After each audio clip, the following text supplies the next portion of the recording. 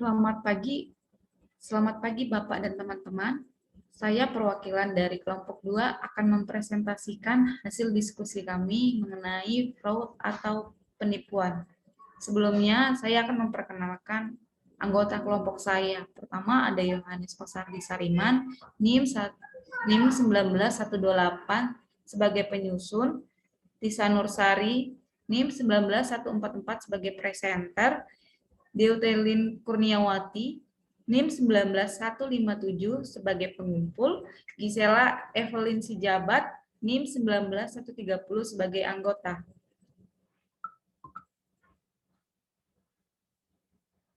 Fraud atau penipuan merupakan salah satu tindakan yang bertujuan untuk mendapatkan keuntungan yang tidak adil dari orang lain. Secara hukum, untuk suatu tindakan dikatakan penipuan, pasti ada hal sebagai berikut.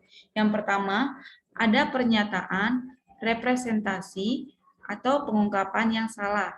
Kedua, ada fakta material, yaitu sesuatu yang mendorong seseorang untuk bertindak. Yang ketiga, ada niat untuk menipu. Yang keempat, ada ketergantungan yang bisa dibenarkan, yaitu orang tersebut mengandalkan representasi yang keliru untuk mengambil tindakan. Yang kelima, ada cedera atau kerugian yang diderita oleh korban. Jenis penipuan yang berbeda. Ada dua jenis penipuan yang berbeda. Yang pertama, korupsi. Korupsi adalah perilaku tidak jujur yang dilakukan oleh mereka yang berkuasa dan seringkali melibatkan tindakan yang memang benar tidak sah, tidak bermoral, atau tidak sesuai dengan standar etika. Contohnya seperti penyuapan dan persekongkolan tender. Jenis yang kedua itu ada penipuan investasi. Penipuan investasi adalah salah mengartikan atau mengabaikan fakta untuk mempromosikan investasi yang menjanjikan keuntungan besar dengan sedikit atau tanpa risiko. Ada banyak jenis investasi penipuan. Contohnya skema Ponzi dan penipuan sekuritas. Segitiga penipuan.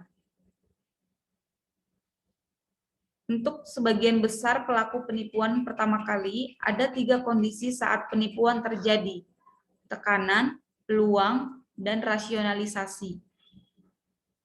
Pertama, tekanan. Tekanan adalah pendorong atau motivasi seseorang untuk melakukan penipuan. Tekanan keuangan seringkali memotivasi penipuan penyalahgunaan oleh karyawannya. Contohnya, tekanan seperti hidup di luar kemampuan seseorang, tekanan bersifat emosional, dan tekanan organisasi yang memotivasi manajemen. Segitiga yang kedua yaitu kesempatan. Kesempatan adalah kondisi atau situasi termasuk kemampuan pribadi seseorang yang memungkinkan pelaku melakukan 3 hal sebagai berikut: melakukan penipuan, menyembunyikan penipuan, dan mengonversikan pencurian atau kesalahan penyajian menjadi keuntungan pribadi. Segitiga penipuan yang ketiga yaitu rasionalisasi. Sebuah rasionalisasi memungkinkan pelaku untuk membenarkan perilaku ilegal mereka. Dengan kata lain, pelaku merasionalisasi bahwa dirinya tidak jujur, tidak diperlukan kejujuran dari mereka, atau bahwa mereka menghargai apa yang mereka ambil lebih dari kejujuran dan integritas. Penipuan komputer. Penipuan komputer adalah segala penipuan yang membutuhkan teknologi komputer untuk melakukannya. Contohnya, yang pertama, pencurian, penggunaan, akses, modifikasi, penyalinan, atau perusakan perangkat lunak, perangkat keras, atau data yang tidak sah. Yang kedua, pencurian aset ditutup-tutupi dengan mengubah catatan komputer.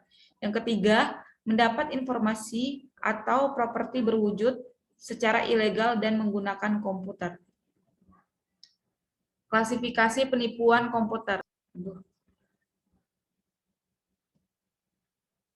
Yang pertama, penipuan input.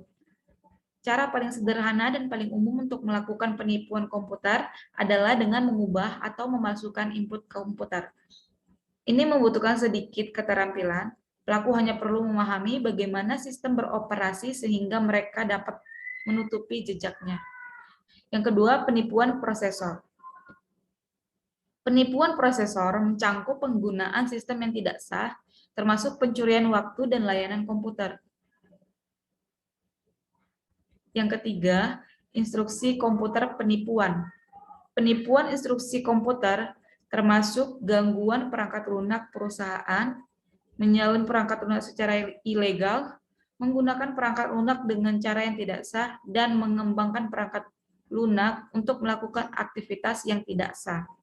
Yang keempat, penipuan data.